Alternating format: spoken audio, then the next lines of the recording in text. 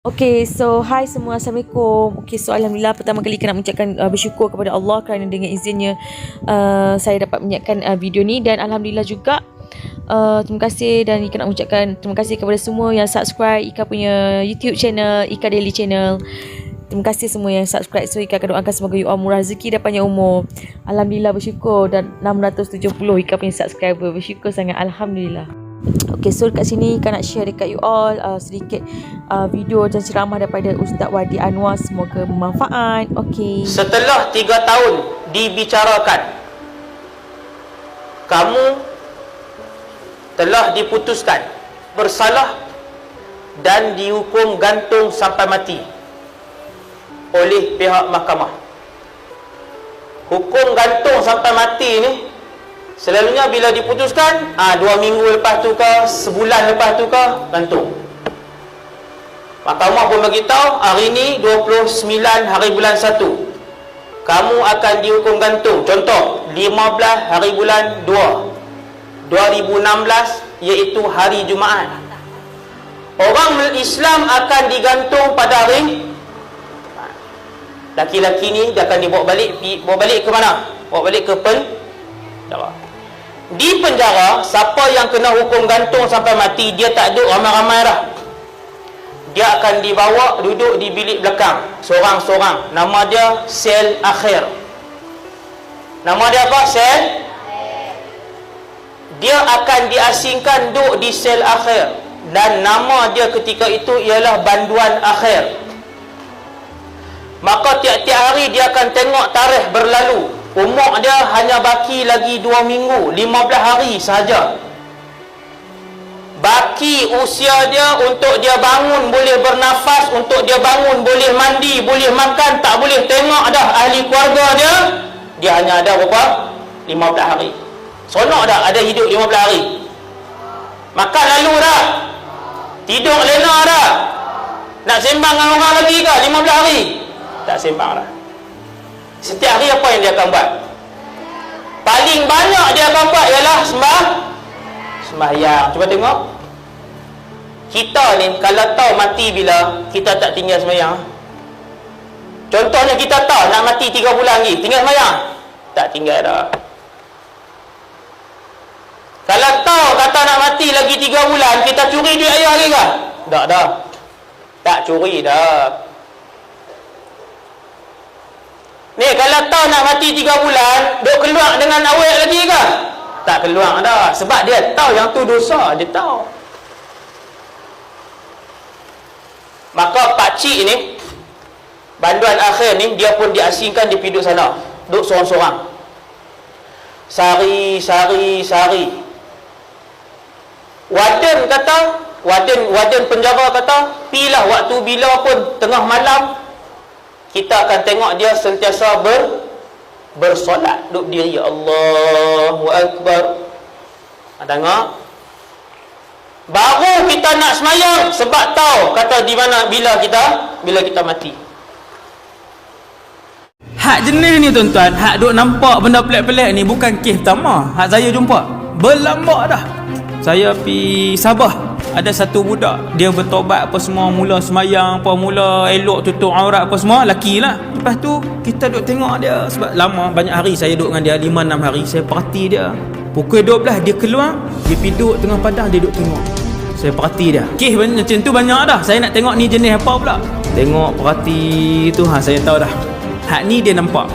Esok saya pun panggil dia, dia duduk dak. Saya kata cakap betul-betul, saya bukan, kamu bukan orang pertama, banyak dah kamu nampak benda pelik-pelik. Dia kata ya, saya nampak malaikat. Saya kata malaikat macam mana? Cerita. Saya kata bukan malaikat, setan. Banyak tuan. Dia main, lepas tu dia mengajar. Ajak hak nu, ajak ni, kawan ni pula berubah. Last sekali dia duk rasa dia dipilih oleh Allah. Rupa-rupanya duk tunjuk ke dia ni syaitan.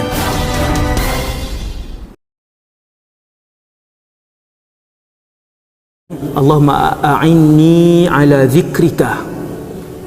Ya Allah, jadikanlah aku orang yang paling ingat kamu.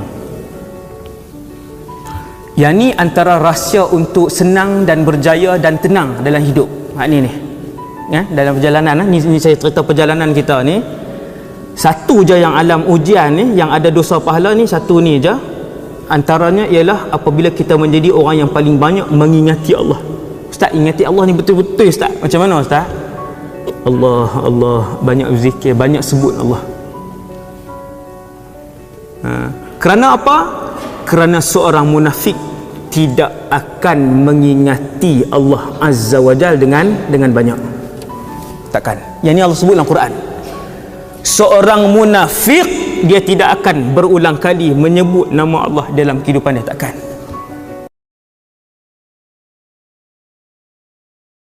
Tuan-tuan masuk alam barzakh, banyak mana pun dosa, selain dosa syirik lah, jangan syirik. Banyak mana pun dosa, dengan syarat Quran adalah kekasih hati tuan-tuan.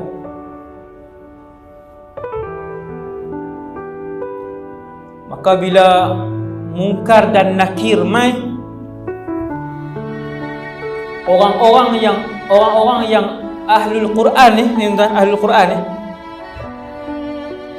walaupun sehari dia tak baca sejuzuk, tetapi dia baca dengan ikhlas sehingga dia rindu Quran, sehingga Allah menulis dia sebagai ahlul Quran.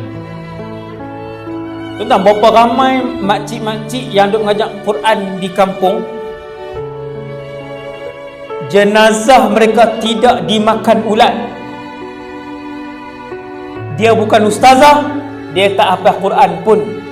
Saya ada anak murid korek yang kubur. Bila nak berlaku pindah kubur, tuan-tuan, kubur lain korek, semua hancur, semua tulang. No? Ada makcik tubuh dia seperti dikebumikan pada hari itu bila tengok batu nisan 30 tahun yang lalu.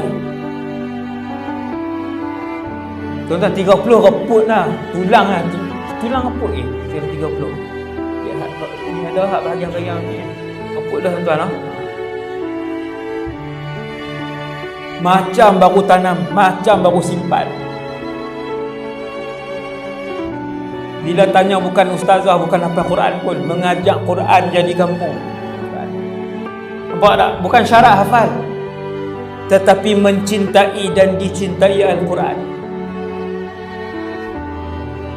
Pilihlah tuan-tuan satu ibadat kita ni bagi seronok dengan ibadat tu. Try nak bagi seronok. Cuba dengan sedekah. Tak boleh sedekah, cuba dengan Quran. Tiap-tiap orang Allah akan buka pintu hati dia untuk dia senang dengan satu ibadat, insya-Allah. Cari. Ulama kata ketika mana kamu cari dan telah mencuba banyak ibadat, ni ulama sebut 5, 6, 7, 8 jenis ibadat, kesemuanya tak rasa manis. Kata para ulama, ketahuilah ketika itu hati kamu telah pun hitam keseluruhannya. Hati ini ketika Allah Ta'ala cipta, dia adalah bersih. Semua manusia, sekecil-kecil amalan kejahatan ialah seperti dia lalu tepi rumah jiran dia, tepi pokok, dia tarik satu daun sahaja daripada rumah jirannya, pokok yang tumbuh di dalam rumah jiran, tarik satu daun. Satu kejahatan yang dia lakukan, menarik daun daripada pokok rumah jiran itu pun akan ditulis oleh Allah SWT. Malaikat maut tengok nama dia, Rasul lah tuan, ni Rasul mati di langit keempat. Ish, pelik Nama Rasul tu Idris alaihissalam. Subhanallah. Nabi Idris ni dia berkawan dengan beberapa orang malaikat. Pada satu hari dia teringin nak pinat sampai ke langit. Bila malaikat ni mai hak berkawan dengan dia ni, dia kata, wahai sekian-sekian, ada nama, semua malaikat ada nama macam kita. Dia kata, wahai fulan malaikat, aku teringin naik sampai ke langit atas. Malaikat ni kata, boleh, aku bawa. Dia pun bawa. Tiba-tiba sampai langit keempat, bertemu dengan Malakul Maut. Bila berselisih dengan Malakul Maut tanya, siapa dengan kamu? Bertanya kat malaikat ni. Dia jawab, Idris.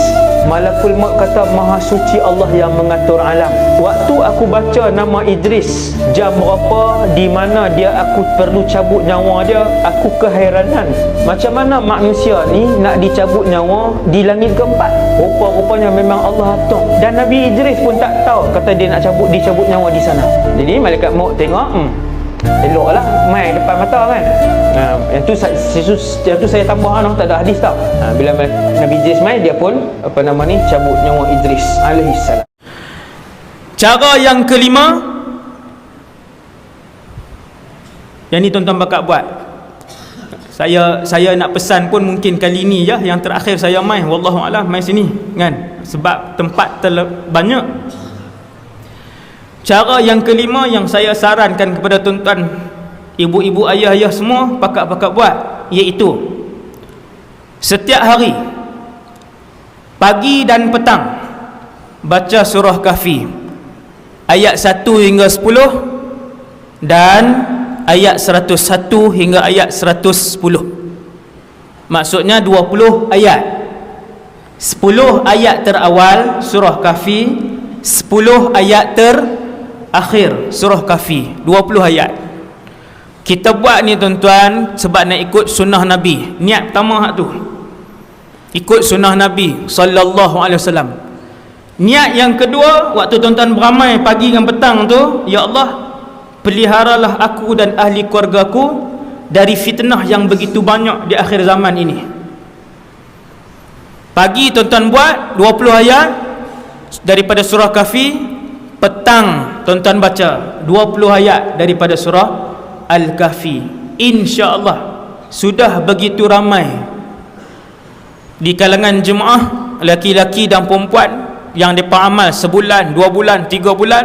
Lepas tu mereka telefon, Ustaz, alhamdulillah kami lihat perubahannya. Allah tunjuk penjagaan Allah Subhanahu wa taala, insya-Allah. Nah, kalau Allah terima, masya-Allah. Kita pernah dengar tak? Selut, tanah lembek ni. Bila sampai tanah lembek, tanah berlumpur, Zulkarnain minta semua tentera dan ulama-ulama yang pakar apa semua ni, orang profesional hak dia bawa ni, tunggu sat, kita tak boleh masuk. Kita tak boleh lalu ni, jalan ni berlumpur, tanah tapi dia berlumpur. Nah, sama ada lumpur merah tu ataupun lumpur hitam yang macam kita tengok di sungai kan. Maka tunggu di situ. Bila tunggu di situ nampaklah matahari terbenam di ujung sana. Nampak masuk di mana? Masuk dalam kawasan tanah berlumpur hitam itulah. Ini yang disebut oleh para ulama. Nah, jadi melihat matahari terbenam dalam bukit, ke dalam lautan, ke dalam lumpur hitam, itu adalah berdasarkan di mana kita pada waktu itu.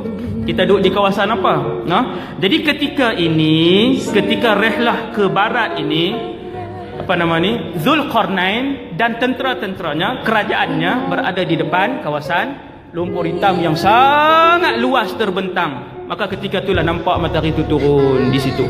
Dan ada terjemahan lain lagi, tafsiran lain yang saya rasa tak perlu bawa lah. No? Kita faham yang tu, dah selesai. Okay. Kemudian apa berlaku? Maka jumpalah di situ satu kawasan penempatan yang besar. Di situ adalah beberapa kampung apa semua. Maka pasukan Zulkarnain pun kata, qulna, kami berkata, hai Zulkarnain, kamu boleh menyiksa atau boleh berbuat kebaikan terhadap mereka. Siapa dia mereka ni? Orang yang Zulkarnain jumpa beberapa kampung yang ada di situ. Ramailah penduduk dia. Noh, apabila satu orang raja dia mai, raja ni dia ada pilihan untuk masuk bunuh semua, untuk masuk tawan semua, untuk masuk jadikan hamba abdi, ataupun untuk masuk sebarkan Islam. Tengok apa Raja Saleh ni jawab. Ayat 87. Qala amma man zalama fasawfa nu'adzibuh. Adapun orang yang zalim, maka kami kelak akan mengazabnya. Thumma yuraddu ila rabbih fayu'adzibuhu 'adzaban nukra. Apa jawab Zulkarnain? Bila Zulkarnain masuk ke barat ni, satu tempat yang luas, kampung apa semua, orang tanya, wahai Zulkarnain, kita nak buat apa pada penduduk kampung ni? Kita ada pilihan. Tukanan kata, siapa-siapa yang ada buat salah, buat jahat, buat zalim dekat orang lain, ada rungutan kejahatan yang dilakukan oleh kelompok manakah, panggil, kita adili mereka, kita kembalikan hak kepada orang yang dizalimi. Dan kemudian dia dikembalikan kepada Tuhannya.